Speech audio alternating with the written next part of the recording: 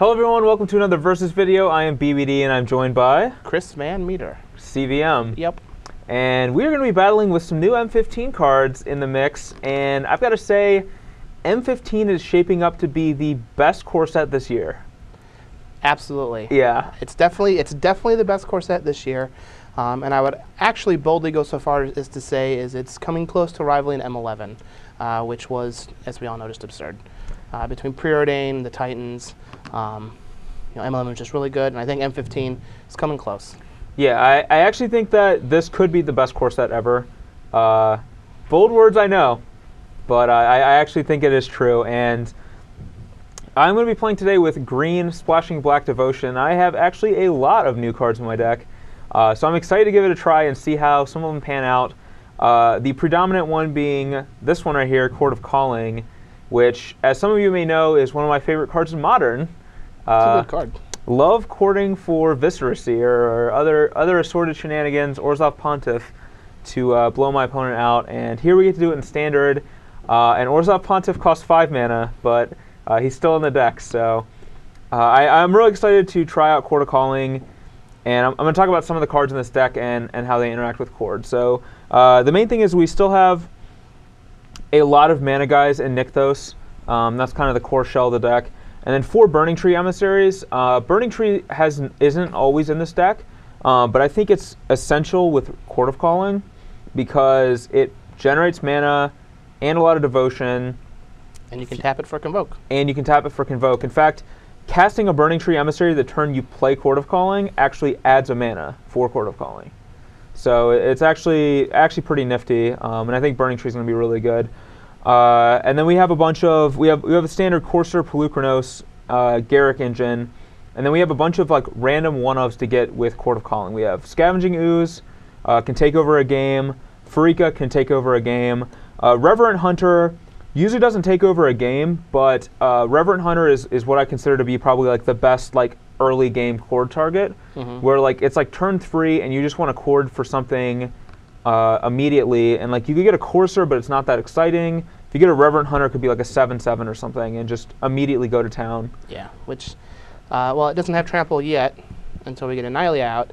A 7/7 that early can be a pretty big game. As we've seen from the Jund Monsters decks, just playing Pelucranos on turn 3 can usually just be good enough. Oftentimes it is, yeah. Speaking of Pelucranos, we do have Pelucranos. We have 1 Eidolon of Blossoms, and that can draw us a card, just basically a way to cycle, but we can occasionally draw cards with like Nylea, Doomwake Giant, and Corsair Crewfix, and also all the snakes from Pharika are enchantments as well. So Eidolon's not super powerful, but it does replace itself and has a little bit of synergy. So I can see games where we're getting grinded out, like by Mono Black or something, and we chord for an Eidolon, and then we can start maybe chaining some cards together and try to build back up again. Nylea, as you said, I think is an integral part of the deck. It's a way for these crappy Burning Trees to attack through your opponent's like Corsair or Crewfix or whatever. Yep. Unless you're a Pelucranos, actually kill them instead of just like getting brick-walled by things like Elspeth or whatever. Doomwake Giant also very good against Elspeth, good against Master of Waves. That's predominantly the reasons in the deck. Also really good against Gale Rider Sliver, so that's why it's in the deck. True. Yep. And then Arbor Colossus and Soul of New Phyrexia. Arbor Colossus, I think, is worth having as a one-of when you have Chord in your deck, because sometimes against like Dragon decks and things, it can just be so good. And then Soul of New Phyrexia is a new one, and I'm not sure if this is better than the green one or not. I think it probably is. You can pay 5 mana. It's a 6/6 trample for 6. You can pay 5 mana. All your permanents get indestructible. And you can exile it from your graveyard for 5 mana, and they all get indestructible until end of turn.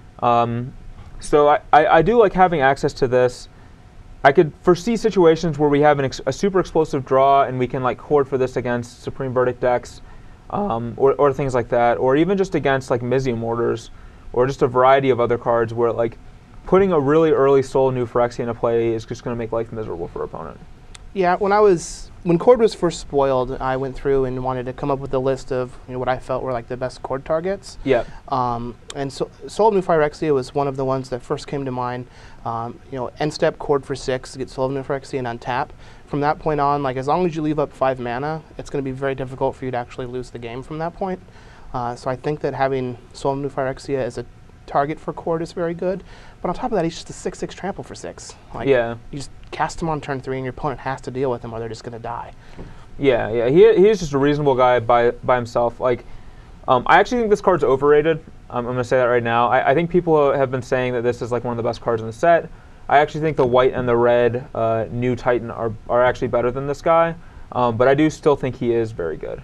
I mean, I think they're all just actually good. Yeah. Even the blue one costs like 100 billion mana to activate, but it's still a 6/6 flyer for 6. Yeah. You just cast it and attack your opponent. So it's still a Goliath Sphinx. So. Yeah. And then we have Garruk. It's a test and tactics, pretty standard fare in this deck.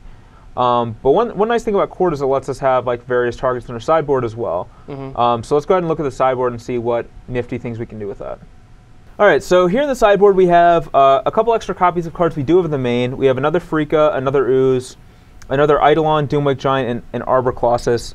Those are going to come in the matchups where those kinds of effects are good. We also have 2 Nihilious Disciples, which you've played some Nihilious Disciple in your day. What are your thoughts on this card? I think the card's very good. And as long as Tom Ross continues to do well with his deck, we're going to need a card like Nihilious Disciple. Angle Gary Charm is also good against those types of decks. But there are a few cards in M15 that I think that make Tom's slide deck even better. So having these types of effects are going to be very important as we move forward. Right, and we don't have to, like, normally I'd want like 3 or 4 of these, but we don't have to play as many with Cord now. Yep. So we can Cord for these. I have 1 Erebos, which I'm unsure about, but I think it seems good in theory. Like, there are 12 black sources in the deck, not including creatures, like Sylvan Caryatid and Voyaging Satyr that can produce black. Mm-hmm.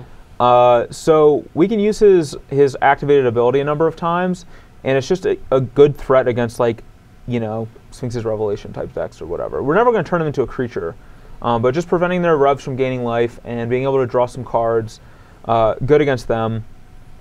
Along with like cards like Eidolon, we can bring in another Eidolon and so forth to try to generate a lot of cards in those matchups. Yep. I have a Reclamation Sage.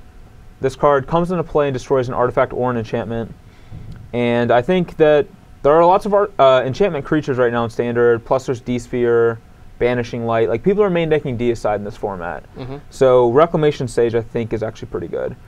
I agree. I actually feel like it could be in the main deck. Yep. I think that a lot of people are going to try and use the new Mythic artifact that's like Nevinyrral's Disc that exiles all non-land permanents.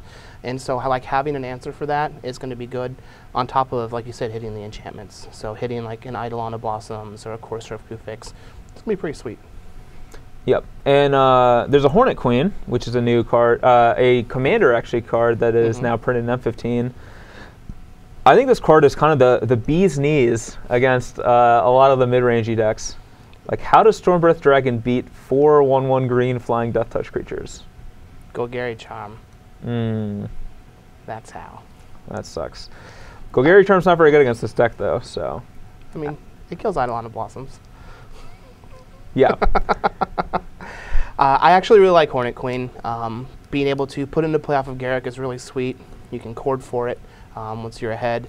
Hornet Queen actually used to see play in Legacy before the elf decks turned into like a Craterhoof combo deck, right? Where you just be able to natural order for a Hornet Queen against any deck with like Tarmogoyf for Delver Secrets in it, and they just like actually can't beat you. Yep. So I'm excited to have it in the core set now because at least for the next 3 months, you can put it into play off of Garruk, which is a pretty good feeling. Yeah, and I think Hornet Queen is, just like I said, just really sweet against like other creature decks. Like, you know, Polukranos cannot do much against a Hornet Queen, and so forth. We have a couple more Test and Tactics and 3 Golgari Charms. Golgari Charm, exceptionalist deck to protect against Supreme Verdict. Also good against a variety of other strategies, a lot of enchantments, a lot of creatures with 1 toughness, etc., etc. So, and then, it's a Test and Tactics for obvious reasons, especially with Hornet Queen. That's pretty sweet. Just fight them all. Fight them all, yeah. It's just good. Like, Mono Blue is still a deck. People are, starting to re-realize just how good it is, even without any new innovations to it. So having cards like the Test and Tactics just lets you completely decimate them. Yeah, so I think there's a lot of awesome things going on in this deck. We'll see if Court of Calling is as good as I think it is, and whether some of these awesome things are actually feasible or not. But I'm excited to play this deck and see how it does, and hopefully you guys will be excited to watch it as well.